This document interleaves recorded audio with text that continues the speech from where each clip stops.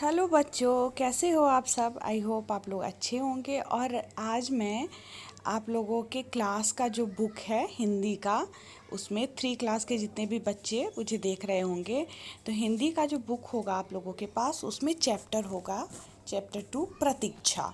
बहुत अच्छी कहानी है, भगवान बुद्ध की बहुत अच्छी कहानी है। इससे पहले एक प्रार्थना था, तो उसको पहले आप लोग याद करिए उस प्रार्थना को, उसके बाद फिर मैं आप लोगों को पढ़ाऊँगी, ठीक है। तो हम लोग इस कहानी को पहले देखते हैं।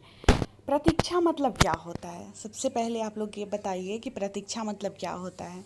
प्रतीक्षा मतलब होता है इंतज़ार, किसी का जो हम लोग इंतज़ार करते हैं आने का, उसको हम लोग कहते हैं प्रतीक्षा। जैसे मान लीजिए आपका बर्थडे आने वाला है, तो हम बर्थडे आने से पहले काफ़ी दिन पहले गिनने लगते हैं कि बर्थडे आने में इतना दिन बाकी है। तो क्या हुआ, बर्थडे का इंतज़ार करना, उसकी प्रतीक्षा करना। या आपके घर कोई आने वाला होता है, तो मुझे पता होता है कि इतने तारीख को मेरे पापा या अंकल या बुआ जो भी आने वाली है, तो फिर हम वेट करने लगते हैं, आज से ही गिनने लगते हैं कि आज इतना तारीख हो गया, इतने दिनों बाद बुआ आएगी। तो उस समय क्या कर रहे होते हैं, प्रतीक्षा कर रहे होते हैं, इंतज़ार कर रहे होते हैं, ठीक है। तो चलिए पहले कहानी पे चलते हैं। एक बार भगवान बुद्ध अपने शिष्यों के साथ राजगीर जा रहे थे। रास्ता जो था काफ़ी लंबा और पथरीला था। रास्ते में भगवान बुद्ध को प्यास लगी। अब भगवान बुद्ध कहाँ जा रहे थे, अपने शिष्यों के साथ राजगीर जा रहे थे। और रास्ता बहुत ज़्यादा लंबा था और अच्छा भी नहीं था। कहीं कहीं जो पथरीला रास्ता होता है, मतलब एक जैसा नहीं, कहीं ऊबड़ खाबड़ इस तरह का रास्ता, उसको पथरीला रास्ता बोलते हैं। और वैसे रास्ते में हुआ क्या कि भगवान बुद्ध को प्यास लग गई। जब हम लोग चलते हैं ना, तो अक्सर ऐसा होता है कि प्यास लगने लगती है। हम लोग के साथ भी होता है ना, अगर लंबा दूरी तय करते हैं तो लगता है जैसे प्यास लग गई। तो इनको भी प्यास लग गई। अब वे अपने शिष्यों के साथ एक वट वृक्ष की छाया में बैठकर विश्राम करने लगे। अब महात्मा बुद्ध के साथ उनके शिष्य लोग भी थे। अब ये लोग शिष्य लोग के साथ, मतलब शिष्य को लेके ही वहाँ एक वृक्ष था, वट वृक्ष, उसके नीचे आराम करने लगे। एक शिष्य था, शिष्य विद्यार्थी को बोलते हैं। जैसे आप लोग हुए ना मेरे शिष्य, उसी तरह महात्मा बुद्ध के भी बहुत सारे शिष्य थे। अब वो विश्राम करने लगे। एक शिष्य उसी में से था जिसका नाम था आनंद, है ना। आनंद पास के पहाड़ी झरने से पानी लेने गया। अब गुरु के कहना को मानते हैं ना हम लोग, तो गुरु को उनको प्यास लग जाती है, तो इसलिए जो उनका शिष्य था आनंद, वो क्या करता है, पास के पहाड़ी झरने के पास जाके अपने गुरु के लिए पानी लेने के लिए जाता है। लेकिन और होता क्या है कि जब वो पानी लेने जाता है तो देखता है कि झरने के पास से एक बैलगाड़ी गुजरी थी और जल गदला हो गया था। अब पानी रुकी रहती है तो साफ साफ सी दिखती है, और उसमें अगर आप पैदल भी चल दोगे तो क्या होता है, नीचे का मिट्टी सब जो होता है वो मिल जाता है उसमें, और पानी जो होता है क्या होता है, गंदा हो जाता है। तो वही हो गया, पानी गंदा हो गया था बैलगाड़ी जाने के कारण। अगर हम पैदल चलते हैं उसमें उतना ज़्यादा गंदा हो जाता है, तो सोचिए कि गाड़ी गुजरेगी तो कितना ज़्यादा गंदा हो जाएगा। तो वापस आ गए। अब होता क्या है कि जब वो लौट के आते हैं तो बोलते हैं उनको कि मैं पीछे छूट गई नदी पर जल लेने जा रहा हूँ। इस झरने का पानी बैलगाड़ी के कारण गंदला हो गया है, किंतु भगवान बुद्ध ने आनंद को वापस उसी झरने पर भेजा। अब उसी से आ जाता है और गुरु जी से कहता है कि पीछे जो नदी छूट गई है ना, उस नदी से मैं पानी लेने जाता हूँ, क्योंकि आगे वाला जो झरना है जहाँ से मैं पानी लेने गया था, वो पानी जो है बहुत ज़्यादा गंदला हो गया है। तो लेकिन गुरुजी नहीं, गुरुजी बोलते हैं कि नहीं, तुम वापस फिर उसी झरने पे जाओ, वहीं से पानी लेके आओ, ठीक है।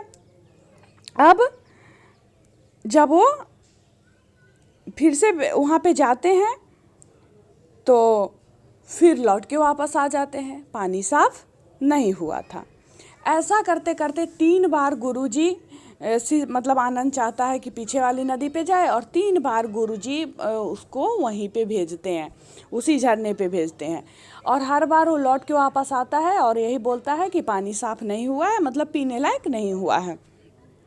चौथी बार फिर जाता है आनंद।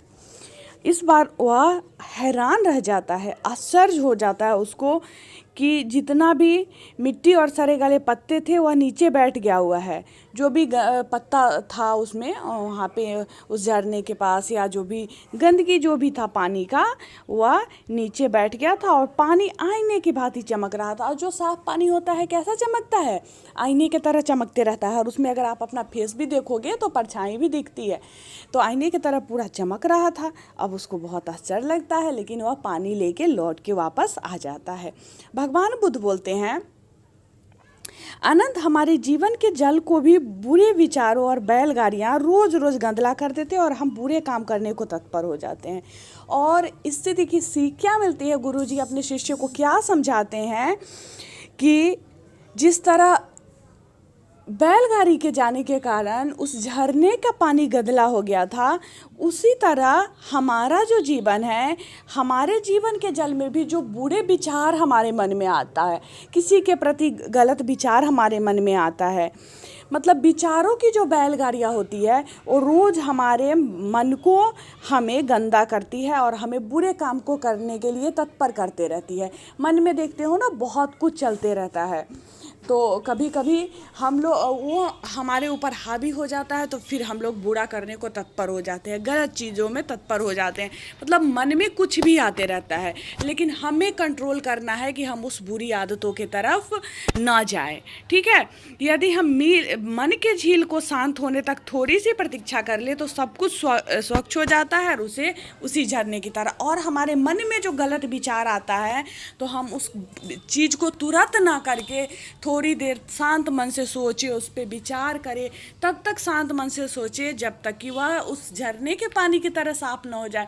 जो गंदगी हमारे मन में है वो गंदगी वो जैसे उस झरने के पानी के नीचे वो हो गया, जब वो शांत हुआ तो गंदगी नीचे चली गई और झरना का पानी आईने की तरह साफ हो गया। उसी तरह अगर हम थोड़ी देर इंतज़ार करेंगे, मन के ऊपर गलत विचारों को हावी नहीं होने देंगे, तो फिर उसी तरह हमारा मन भी निर्मल हो जाएगा, जिस तरह से वो पानी चमकता हुआ एकदम निर्मल हो गया था। ठीक है, अब हम लोग देखेंगे इसमें जो स्टार्टिंग में हम लोग देखे हैं कि महात्मा बुद्ध कहाँ बैठे थे, बैठ गए थक के बट वृक्ष के नीचे। ऐसे देखे हैं ना, बहुत सारे बच्चे नहीं जानते होंगे कि बट वृक्ष आखिर बोलते किसको है।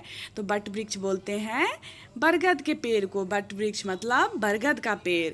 शिष्य मतलब मैं बताई थी पहले भी आप लोगों को, स्टूडेंट, विद्यार्थी, छात्र, उनको ही शिष्य बोलते हैं।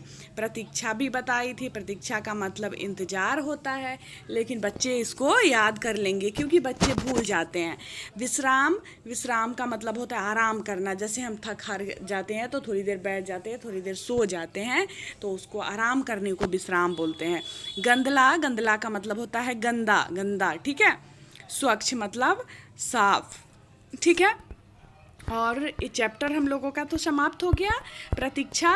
और इसका क्वेश्चन आंसर जो बचा वो आप लोग प्रयास करिएगा क्वेश्चन आंसर बनाने का, और अगर नहीं बनता है तो फिर मैम तो है ही, मैम बताएंगी।